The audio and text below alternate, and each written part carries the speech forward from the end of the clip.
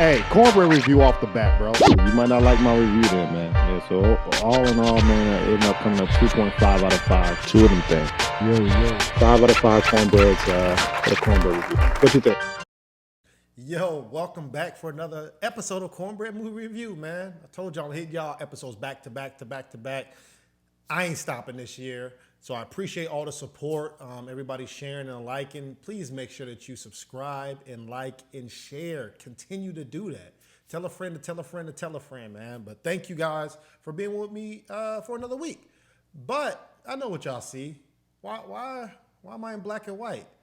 Come on, man. I had to pay my respects to this movie and go ahead and say that we are going to review The Tragedy of Macbeth.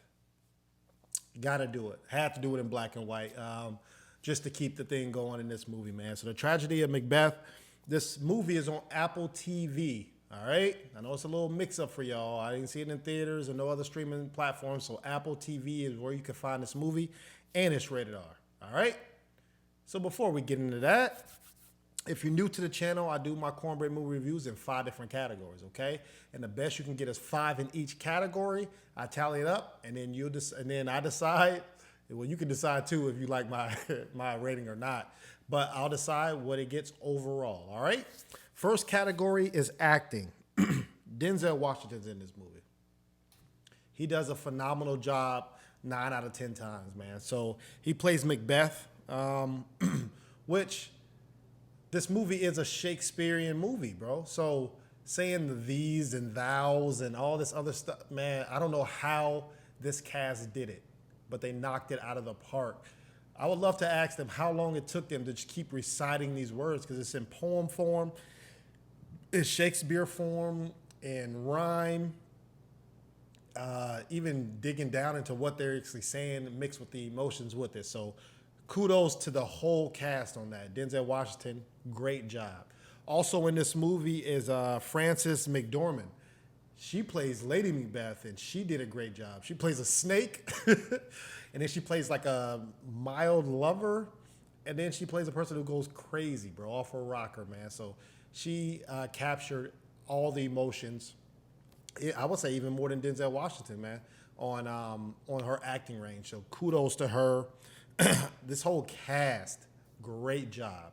Y'all know I give higher ratings when the whole cast, not just one person, does a great job, but the whole cast. If there's no letdown, if that main person isn't in the scene, the acting goes down. But in this, stayed consistent or even went up level when Denzel Washington wasn't in that scene. So overall for me, acting, it gets a 4.5, man. Great job putting this thing together. I would love to see how many takes they took to recite these words and get the scening right. All right. Next category, cinematography. Come on, man. This movie's A24. You know they almost damn near certified in cinematography. A24, they always bring the new swag, the style, the creativity, because their budget isn't a lot. And I couldn't find the budget, so they snuck that out on me. I couldn't find the budget, but this movie is about 1 hour and 40 minutes. So it missed I'll get into what they missed out, but this movie is more like a play that they filmed. So just kind of understand the cinematography is a little bit different on this, but it looks flawless. What? Great job on how it looks. There was even a scene that A24 did. They panned it out, and you have somebody walking. They zoomed it in. Somebody's walking. They pan out. That person gets close up to the camera, and then they turn to their left or right, and then blow out a candle. You didn't even know that candle was there, and you didn't see that, okay, it's flickering or something like that. So they're very creative on how they show these pieces. And like I said, it's in black and white. So that's always a good twist and always a good mix-up on how you film. Now, like I said, I don't understand how they were so close to these actors and the actors were looking in the camera, which is very weird, but very disciplined. So I would love to see how many retakes they had to do. So for me, there was a little special effects, not much. You can see that they put up the set and then just filmed based off of that. So for me, great job. There was a couple stunt doubles that I noticed, actually more than a couple. So you can't get a perfect 5 out of 5 from me. So cinematography gets a 4.5 out of 5. Hey, good thing so far from the tragedy of Macbeth. Now, storytelling. Next category. If you guys never read the book or never read the play from Shakespeare of Macbeth, this is my favorite one. Out of all the Romeos and Juliets, man, I don't care about none of them. Macbeth is my favorite one. To me, I remembered that one the most. It hit home with me. The storytelling was very difficult to understand and follow along because it's sped up. Like I said, this movie's only an hour and 40 minutes. So you have to catch everything. And it's impossible to catch Shakespearean words. I remember being in class, and when you breaking down Shakespeare, it's damn near a whole subject. Like, it takes a semester, a year to understand what's going on. And this movie was so sped up. They would say something and you'd be like, hold on, what's going on? And they go to the next scene. Like, you don't even understand the basic dialogue of that conversation. You just miss it, especially if you're not even used to Shakespearean's words. So I had a major issue with that. Yes, I think they had to make a choice. Either stay true to Shakespeare or make it in layman's terms so that it's better to understand the story. And I think that they chose the wrong one. That was a major issue.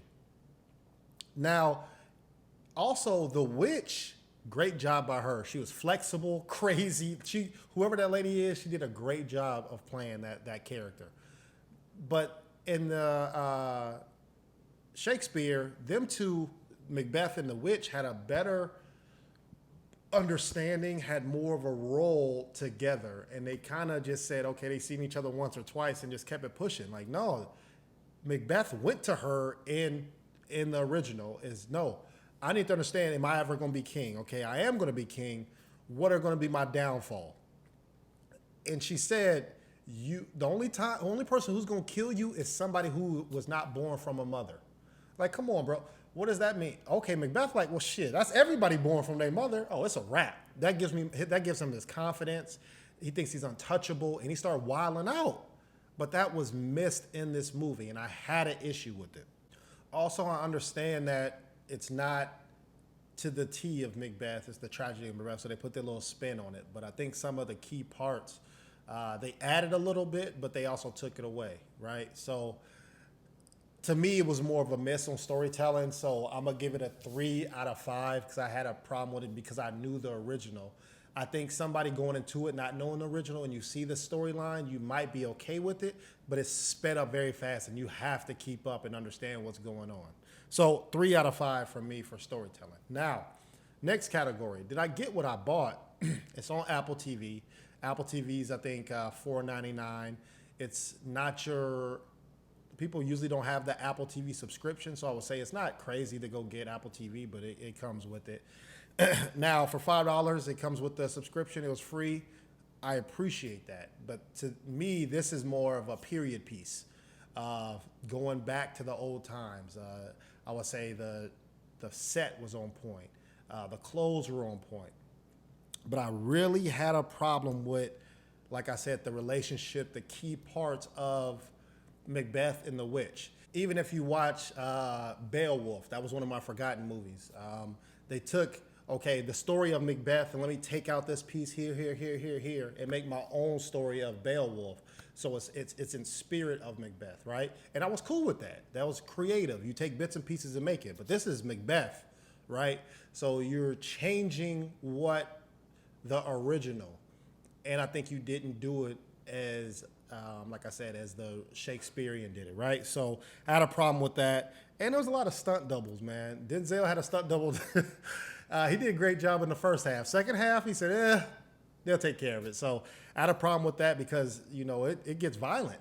Macbeth and them, it gets real.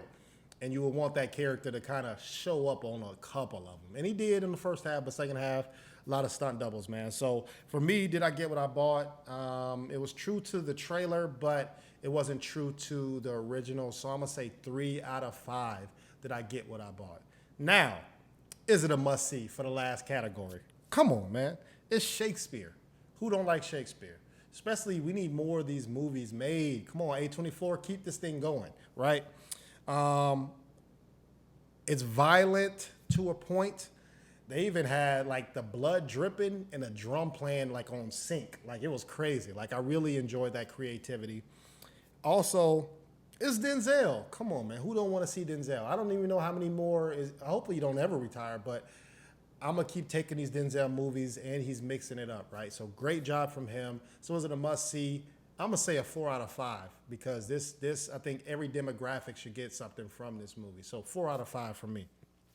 Overall, drum roll please. Uh-oh, y'all know I got a new animation.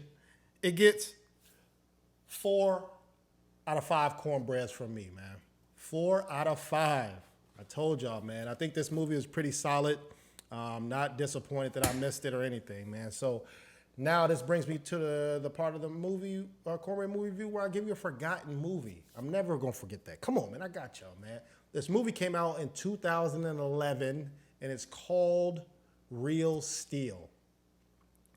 Now, Real Steel, I know y'all heard of that. If y'all ain't heard of that, trust me, go watch that now with your kid.